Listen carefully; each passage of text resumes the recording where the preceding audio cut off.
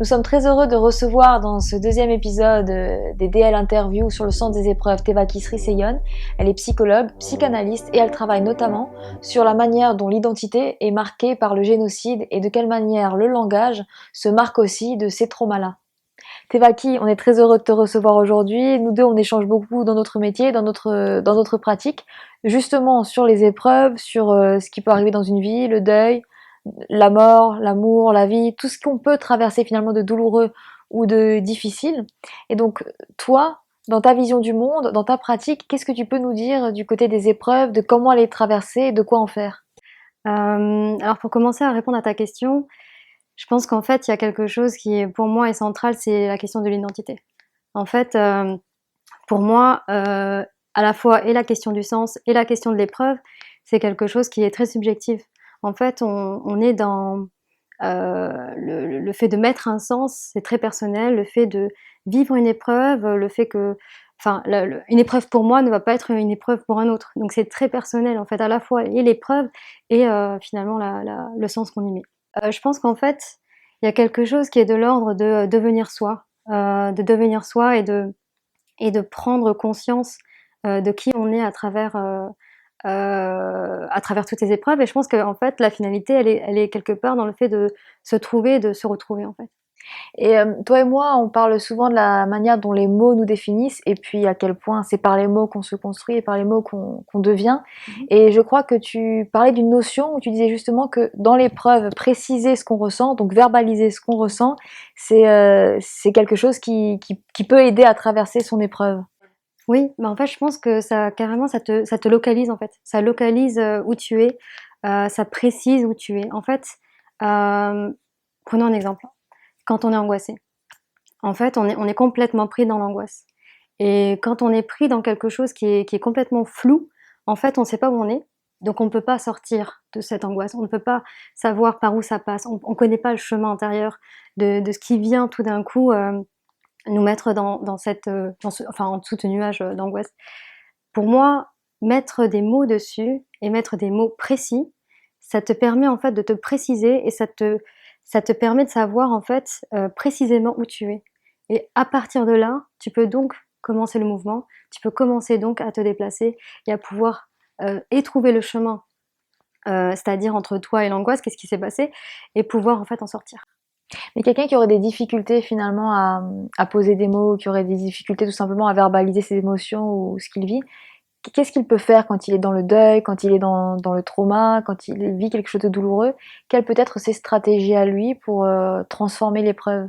En fait, si tu es pas dans les mots, je pense que faut que ça passe donc par d'autres voies, mais il y a quand même la question de prendre conscience.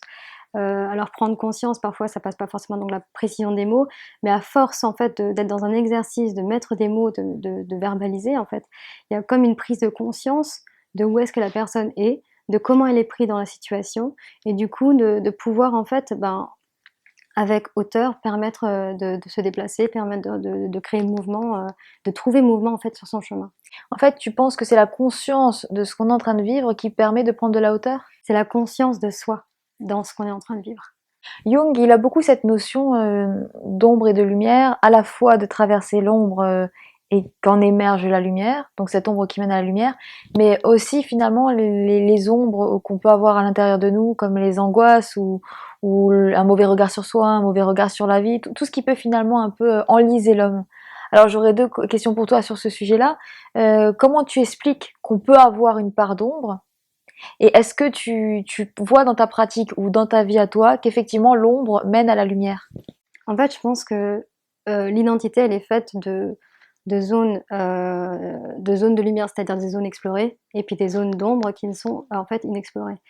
Je pense qu'en fait, l'identité, c'est quelque chose qui peut se découvrir, au travers, bah, justement, la psychothérapie, la psychanalyse, le fait de découvrir, sur soi et donc plus, en fait, on fait ce travail, plus on découvre des zones inexplorées, donc en fait, on rencontre notre part d'ombre et on passe, par un chemin pour pouvoir, en fait, l'accepter et c'est là où en fait, on passe quelque part de l'ombre à la lumière. Il y a la question de l'acceptation de la totalité de son être. Si on passe son temps, en fait, à fuir cette part d'ombre, en fait, on peut pas se vivre comme total. Il y a quelque chose qui fait que, du coup, ça va empêcher enfin, ça va empêcher la personne de pouvoir se vivre totalement. Donc on pourrait par exemple écarter une partie de soi par rapport à, on peut l'imaginer comme une part dépréciable de soi. Donc quelque chose que l'autre n'aime pas, qu'on va du coup nous-mêmes ne pas aimer et mettre de côté et ne pas vouloir faire en sorte que ça fasse partie de nous. Or, comme on connaît, comme on le sait, l'inconscient passe son temps en fait à nous faire des rappels, passe son temps à revenir, passe son temps à ressurgir dans et nos actes et notre parole et dans nos rêves en fait, dans tout ce qu'on manifeste. Donc on peut pas en fait y échapper. Donc quelque part on peut le mettre à l'écart si à un moment donné c'est quelque chose de trop angoissant, mais je pense qu'en fait à un moment donné tout être devrait en fait faire face à cette part d'ombre, parce qu'en fait ce que les personnes ne réalisent peut-être pas, c'est qu'en fait en passant par le fait d'accepter cette part d'ombre en soi, permet de se trouver totalement, de s'accepter totalement et de pouvoir ensuite compter sur soi totalement. Toi qui travailles aussi sur la question des pervers narcissiques, de la perversion, quand finalement l'épreuve, ça peut être l'autre, et que c'est l'autre qui devient une épreuve dans la vie du sujet, qu'est-ce qu'on peut faire? Qu'est-ce qu'on peut mettre en place? Comment échapper à ça? Alors, je pense que l'autre est une sacrée épreuve.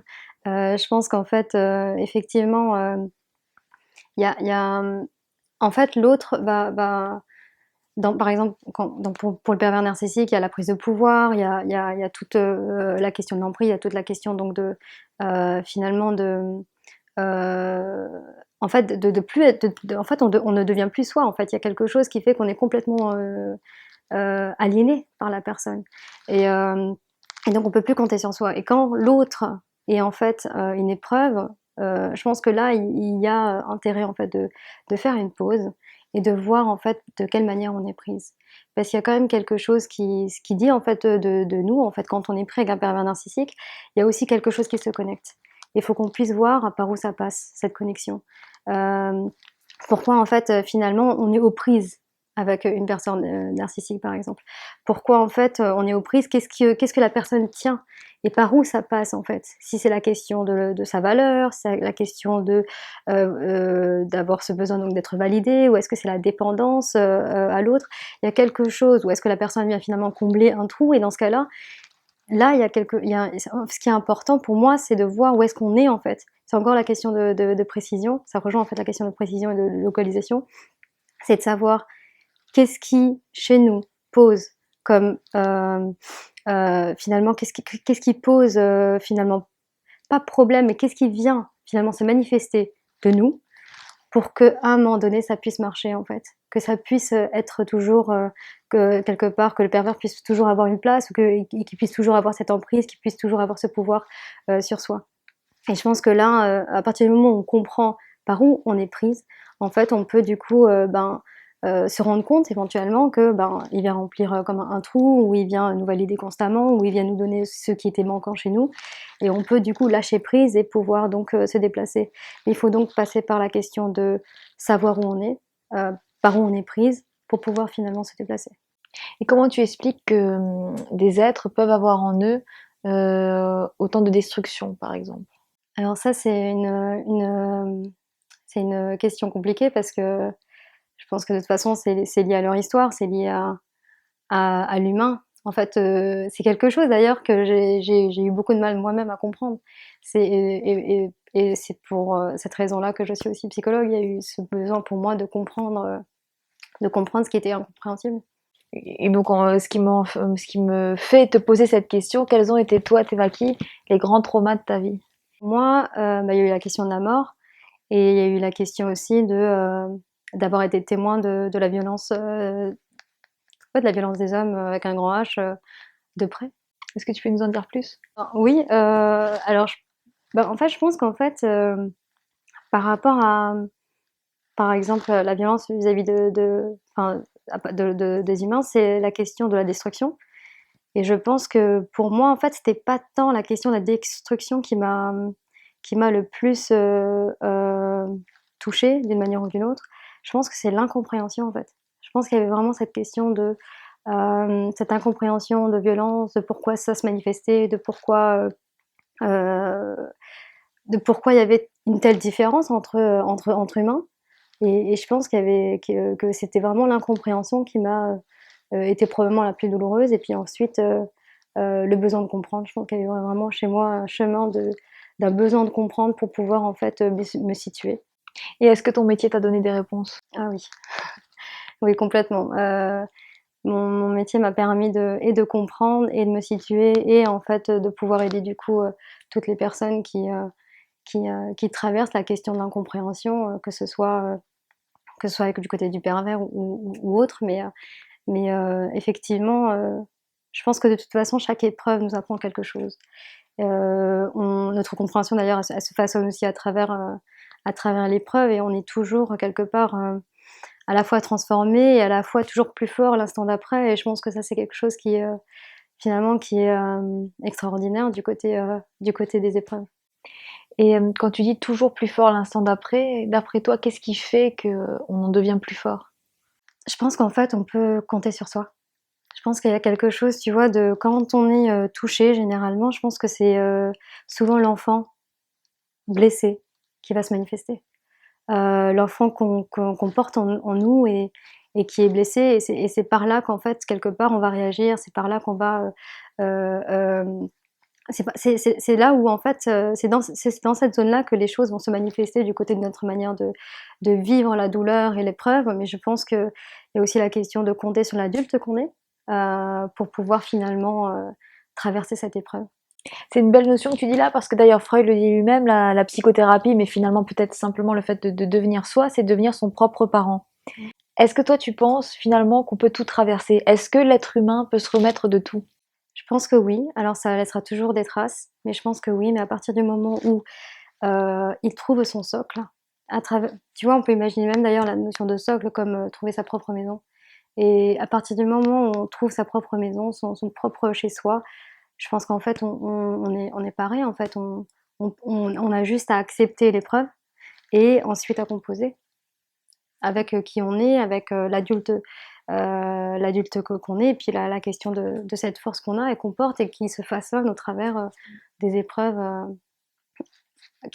oui, au travers du temps, qui se manifeste au travers du temps. Je pense que c'est quand même quelque chose qui est effectivement, ouais, enfin, il y a quand même quelque chose d'extraordinaire dans cette. Oui, extraordinaire, tu sais, je te rejoins là-dessus parce que finalement, on n'est pas que marqué par nos épreuves, on est aussi marqué par les épreuves de nos arbres généalogiques, de nos arbres symboliques, de l'histoire avec un grand H ou avec un petit H, ou comme toi tu le dis, de la grande histoire qui nous impacte. Et toi-même, Tevaki, tu as une grande histoire. Tu viens du Sri Lanka, tu es originaire du Sri Lanka. Ta vie, ton arbre généalogique a aussi été marqué par un génocide. Alors, de quelle manière cette partie de l'histoire te fonde? Est-ce que ça a impacté ton travail, ton regard sur les gens, ton regard sur le monde? Est-ce que tu peux nous en dire plus? Oui. Alors oui, en fait, d'ailleurs, au début, je pensais pas avoir été si impactée que ça, et au final, au fil du temps, tu repères, en fait, tu repères des choses qui viennent en fait de cette grande histoire. Oui, pour moi, c'est marrant parce que, par exemple, pour moi, la manière de comment ça va se manifester, c'est mon rapport par rapport à la prise de pouvoir, par rapport à l'oppression, par rapport à finalement la destruction de l'homme, la question donc aussi de ne pas permettre à l'autre d'être ou d'exister. Pour moi, c'est toutes ces questions-là, c'est des choses qui vont porter en fait des traces de la grande histoire. Il y a quelque chose chez moi qui, dans ma manière et de mon rapport de me positionner face à ça, en fait, vient complètement de cette histoire qui est au-delà de moi et dans tout ce qui a été transmission et identification. Et oui, il y a quelque chose de mon identité qui est complètement façonné par cette grande histoire. Et moi qui te connais, je sais que tu as toujours eu un côté très rebelle et très résistante aussi, et puis très protectrice par rapport aux êtres humains. Est-ce que tu dirais que ça vient aussi de cette partie-là de ton histoire?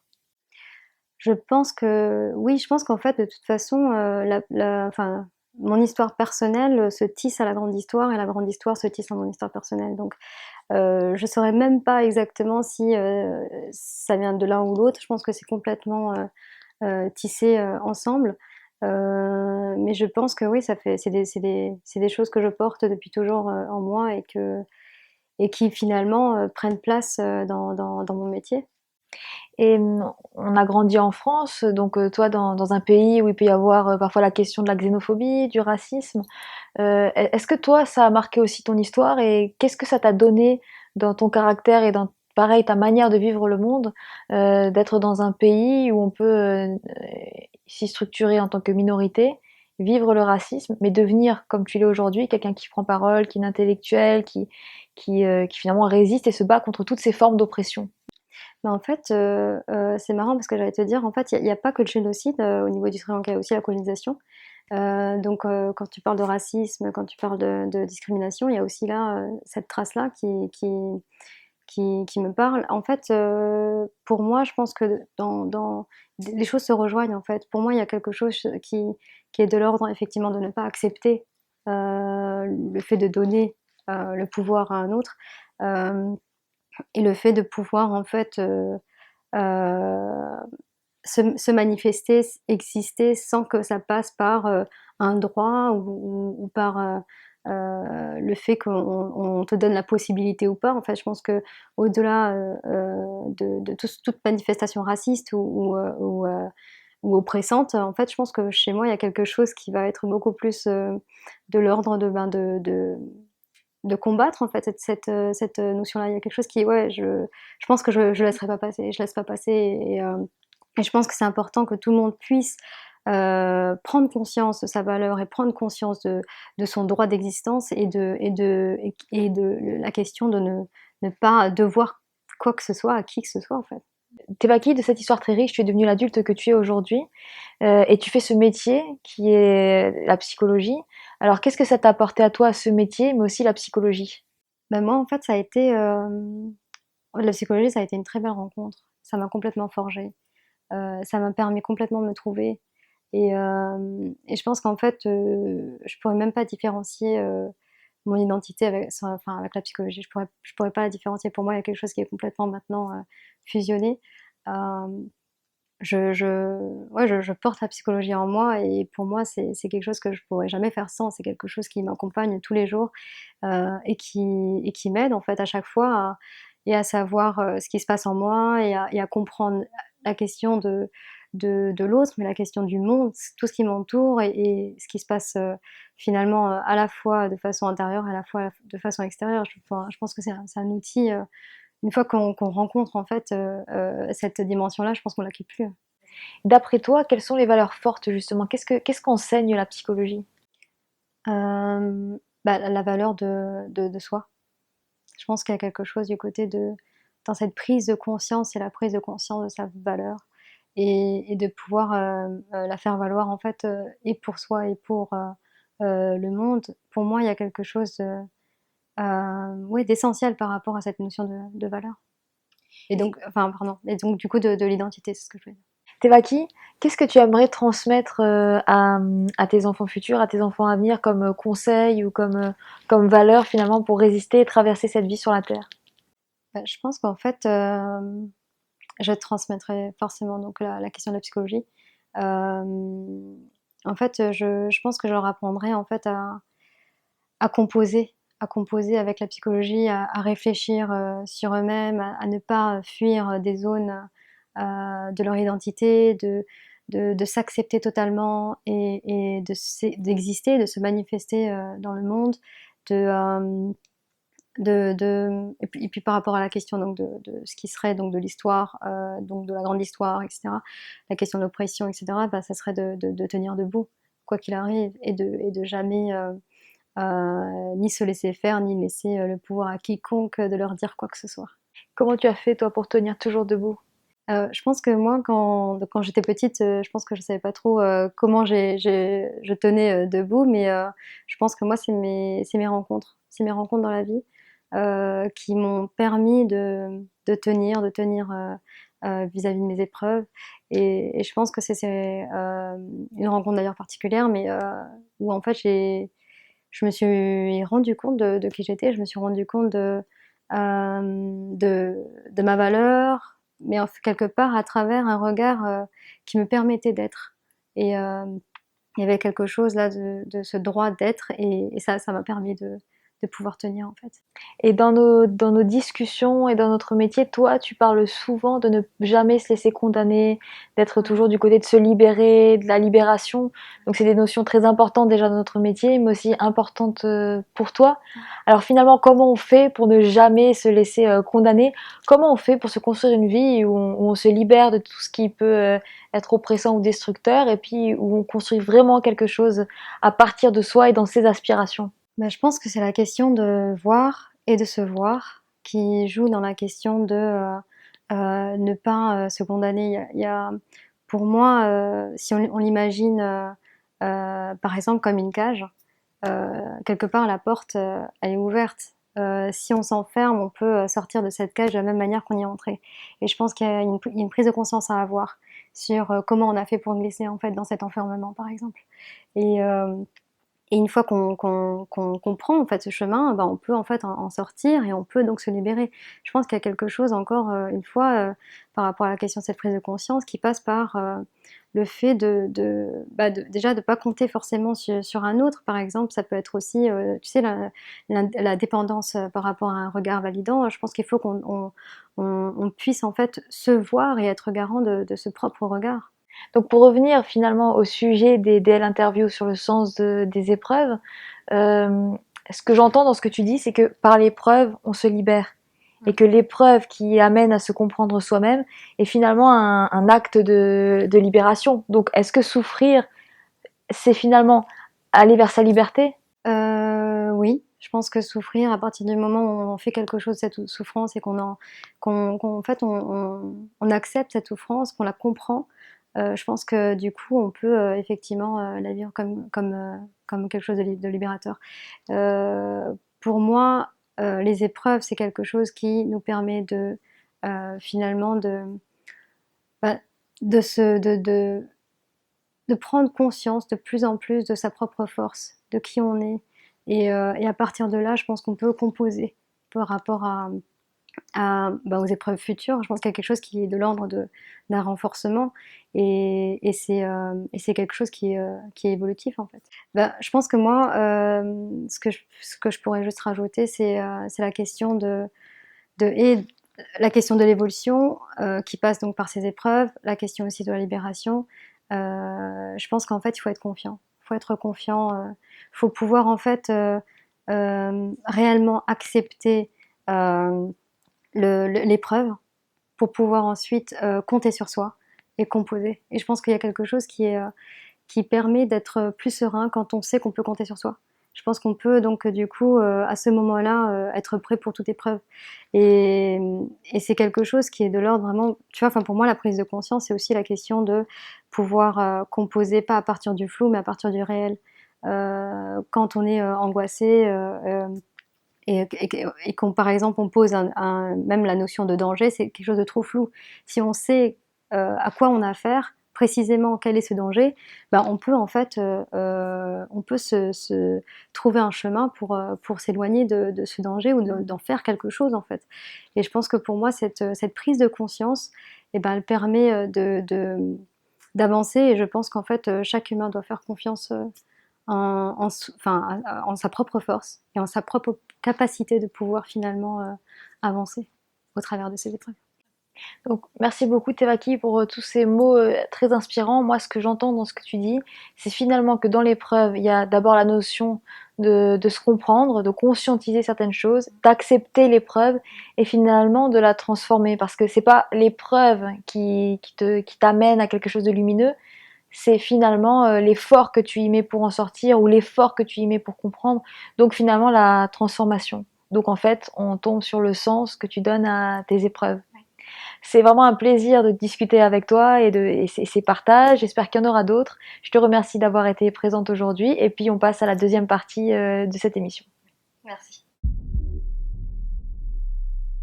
Me condamner psychiquement. Je pense que toutes mes épreuves ont été du côté de me trouver. Je pense d'avoir réussi à me libérer de certaines choses qui a été assez difficiles. La destruction des hommes. Je pense qu'il y en a eu beaucoup, des personnes inspirantes. Je pense que beaucoup m'ont apporté au travers des rencontres. Mais je pense qu'une particulièrement qui m'a permis d'être qui je suis. Fais-toi confiance, tu vas y arriver. Continue, tu es sur le chemin. En général, je dirais la protection. Force créatrice.